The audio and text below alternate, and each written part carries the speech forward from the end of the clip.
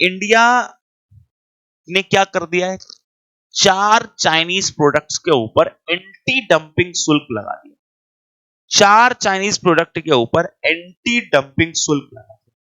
अब आप कहेंगे एंटी डंपिंग शुल्क क्या होता है, पहले वो भी देख लेंगे। पहले समझ लीजिए 4 प्रोडक्ट कौन से हैं। पहला प्रोडक्ट है सॉफ्ट फेराइट कोर, जिसका इस्तेमाल इलेक्ट्रिक वाहनों और टेलीकॉम के उपयोग में किया जाता है।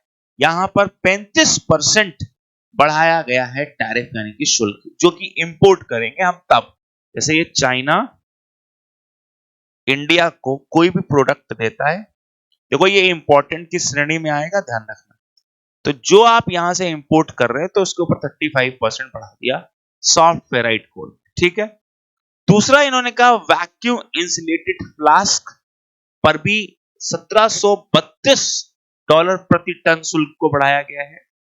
एल्युमिनियम फाइल के ऊपर 6 महीने के लिए for a short period of time $873 पर टन बढ़ाया गया है। ट्राई क्लोरो आइसोसियान्यूरिक, जो कि जल उपचार रसायन है एक तरीके का, उसके ऊपर 276 से 986 प्रति टन शुल्क बढ़ा दिया गया है। तो भैया ये चीज आपको ध्यान रखना है कि यहां पर ये 4 आइटम्स हैं जिनके ऊपर बढ़ाया गया। मैं वापस से आपको अंडरलाइन करता हूं, soft ferrite core, vacuum insulated flask, aluminium foil, trichloroisocyanuric acid. तो ये 4 आइटम्स हैं, ये ध्यान रखना। कितना बढ़ाया वो छोड़ दो, बस इतना याद रखना है कि इन 4 प्रोडक्ट्स के ऊपर एंटी डंपिंग शुल्क लग रहा है, एंटी डंपिंग ड्यूटी लग रही है, ये याद रखना। एंटी डंपिंग ड्यूटी लग रही है 4 प्रोडक्ट्स के ऊपर। अब एंटी डंपिंग ड्यूटी क्यों लग रही है ये भी आपको ध्यान रखना है। इसका पूरा की हाईलाइट, जनरली सभी जो 4 में 3 आइटम्स हैं, उन 3 आइटम्स के ऊपर तो 5 साल के लिए है बस। एल्युमिनियम फॉयल पर 6 महीने के लिए लगाया गया, ठीक है। एल्युमिनियम फॉयल के लिए 6 महीने के लिए लगाया।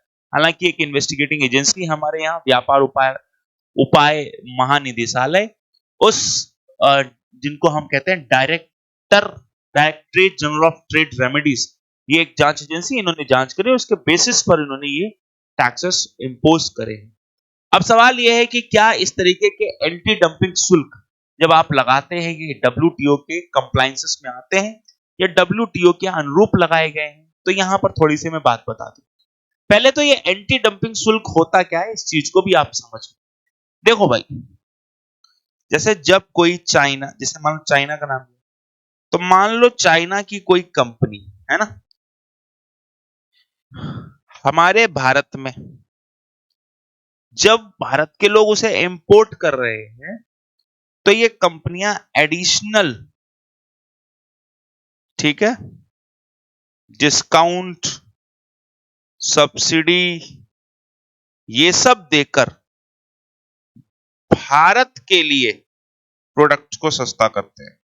क्या करते हैं, यहां पर सस्ता कर देंगे जिससे इंपोर्ट भारत में सस्ता हो जाए और भारतीय बाजारों में चाइनीज प्रोडक्ट की मांग बढ़े और डोमेस्टिक मार्केट में कम हो, है ना। ये ऐसे समझो जैसे मान लो ये अपनी बाजार में वो चीज को 100 रुपए का बेच रहे हैं, जब भारत को बेचने आते हैं तो 80 का बेचते हैं। तो इसका पर्पस क्या है, इसका पर्पस है कि भारतीय मार्केट को नुकसान पहुंचाना, यही तो पर्पस होगा। कि यहां पर अगर मान लो 10 रुपए सरकार टैक्स लगाती है तो ये यहां तो ये 90 में बिक रहा होगा। तो आप देख लो, वही प्रोडक्ट चाइना में बिक रहा है 100 रुपए का और भारत में बिक रहा है 90 रुपए। आई डोंट थिंक सो कि ये ठीक है, कहीं से भी सही नहीं है, ठीक है। तो इसलिए जो एडिशनल एक टैक्स लगाएगी कि जिससे कि हमारे डोमेस्टिक मार्केट के अंदर उनके प्रोडक्ट हमारे प्रोडक्ट को नुकसान ना पहुंचाए। तो यहां पर जो 20 रुपए एक्स्ट्रा टैक्स लगा दिए और उससे हो गया 110, उसे हम बोलते हैं एंटी डंपिंग ड्यूटी। तो ये जो एडिशनल टैक्सेस है वो लगा सकते हैं। अब सवाल ये है कि क्या डब्ल्यूटीओ जो कि कहता था कि सब लोग मिलजुल कर ट्रेड करना, व्यापार करना, उसके लीगल कंप्लायंस में ये आता है क्या? उसके अनुसार लगते हैं ये टैक्सेस? तो आप इसका जवाब देना यस, बिल्कुल उनके अनुसार लगते हैं। WTO के एंटी डंपिंग रेगुलेशंस को इसमें ध्यान रखा गया है। एंटी डंपिंग ड्यूटी तब लगाई जाती है जब दूसरे देश अपने उत्पादों को भारत में सस्ता बेचने का प्रयास करेंगे, जिससे कि वो भारतीय उत्पादों को या भारतीय घरेलू बाजार को नुकसान पहुंचा सके और उनके विदेशी उत्पादों की मांग बढ़ सके, जिससे कि डोमेस्टिक इंडस्ट्री कोलैप्स हो भारत की और बाद में भारत के लोगों की निर्भरता जो है उन उत्पादों पर बन जाए, ये चीज। अब यहां पर आप देख सकते हो एंटी डंपिंग ड्यूटी कब लगती है? If a company export a product at price lower than the price normally charges. करें जो सामान्य स्थिति में कीमत होती है उस कीमत से भी कम कीमत पर अगर कोई भी कंपनी अपने प्रोडक्ट को एक्सपोर्ट करती है इन इट्स होम मार्केट, अपनी बाजार से कम कीमत पर भेजती है, it is said to be dumping the product. इसे किसी भी प्रोडक्ट के लिए डंपिंग कहा जाता है।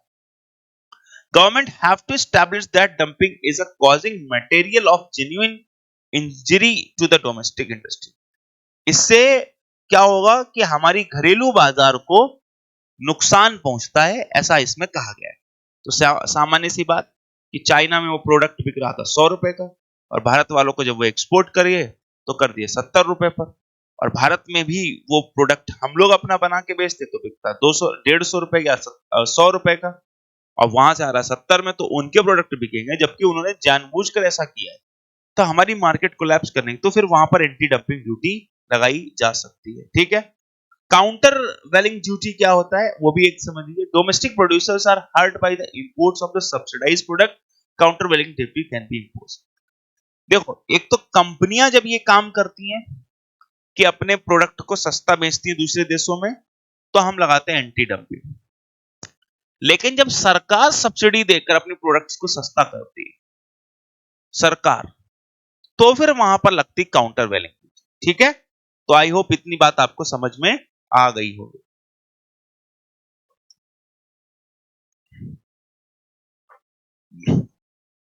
अब इसमें एक पॉइंट और आप जोड़ सकते हैं कि कई बार ऐसा भी देखा गया है कि किसी भी देश से बहुत हैविली आपके देश के अंदर चीजें आने लगे, तो what are the initiative can be taken by the government.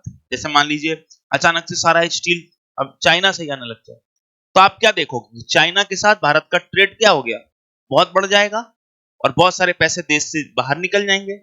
तो वहां पर WTO ये कहता है कि these are the remedies which can be allowed by the WTO. Safeguard action.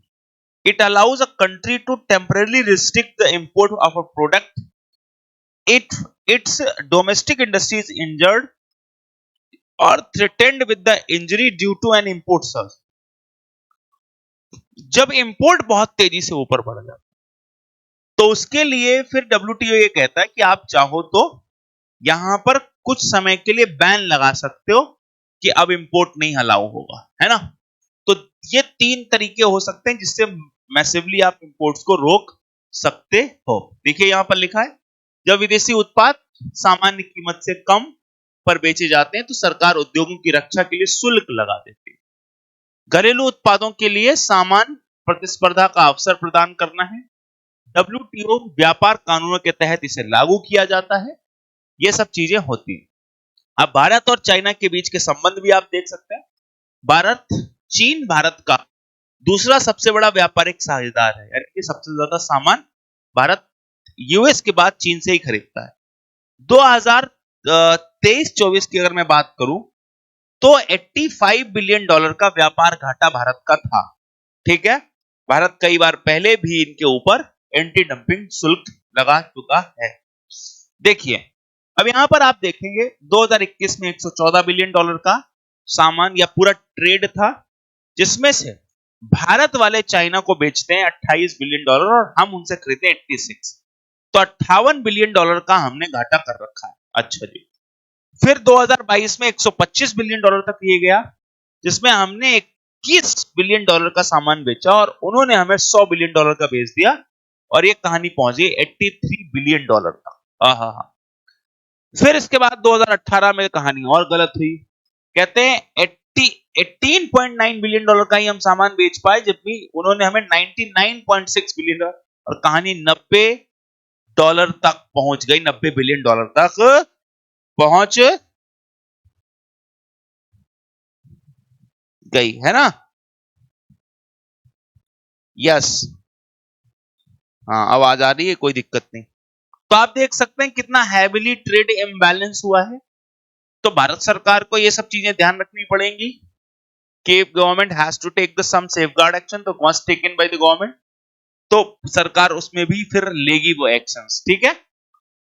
Bharat और चाइना के संबंध बहुत कॉर्डियल नहीं है, लेकिन जब हम ट्रेड देखते हैं तो हमें लगता है कि ट्रेड वाले पॉइंट ऑफ व्यू से उतना इंडिया ठीक कर पा रहा है और ट्रेड को कंट्रोल करने में समर्थ नहीं है, वो चीजों का बेनिफिट नहीं ले पा रहे। ठीक, कौन कौन से आइटम्स हम major import and export from the China? तो आपको ये देखना है कि इंपोर्ट क्या करते हैं इंडिया इंपोर्ट फ्रॉम चाइना। तो इलेक्ट्रॉनिक्स तो ऑब्वियस सी बात है, आप देख लीजिए, चाहे वो स्मार्टफोन हो, सेमीकंडक्टर्स हो, टेलीकॉम इक्विपमेंट्स हो, जितने भी हमें इलेक्ट्रॉनिक्स आइटम देखते हैं जनरली हम चाइना से ही मंगाते हैं। फिर फार्मास्यूटिकल का एक एक्टिव इंग्रेडिएंट होता है एपीआई। तो फार्मास्यूटिकल इंग्रेडिएंट जिसके बेसिस पर दवाइयां बनती हैं, तो that is also importing from the China, उसको भी हम वहां से मंगा रहे हैं। मशीनरी में पावर प्लांट्स, ऑटो पार्ट्स भी मंगा रहे हैं। केमिकल्स में organic and inorganic chemicals, unsynthetic fabrics वगैरह भी, टेक्सटाइल्स का जो है हिस्सा वो भी वहां से ही लेकर आया जा रहा है। बहुत सी ऐसी चीजें इंडिया जब एक्सपोर्ट करता है बट उसका वॉल्यूम बहुत कम है, विच इज जिसका हमें कोशिश चाहिए थी, क्योंकि मैंने आपको ट्रेड इम्बैलेंस दिखाया कि हम अगर 120 बिलियन डॉलर के ट्रेड पर है तो 100 बिलियन डॉलर वो बेच रहे तो 20 हम बेच रहे, तो कहीं से भी जस्टिफाइड नहीं है। एंड हम पूरी दुनिया में पैसा कमाते हैं बट यहां सारा पैसा गवा देते हैं, जो कि अच्छी बात नहीं है। What are the product India exporting to China? हमारे पास कोई ऐसे प्रोडक्ट है नहीं। फार्मास्यूटिकल्स में जेनेरिक दवाइयां बेचते हैं, पेट्रोकेमिकल्स के अंदर क्रूड ऑयल, पेट्रोलियम भी उनको कुछ कुछ बेचते हैं, और एग्री प्रोडक्ट्स के अंदर कॉटन और स्पाइसेस बेचते हैं। रॉ मटेरियल में आयरन और यानी कि जो कच्चा है वो स्टील, कॉपर, वो सब चीजें हम इनको देते हैं।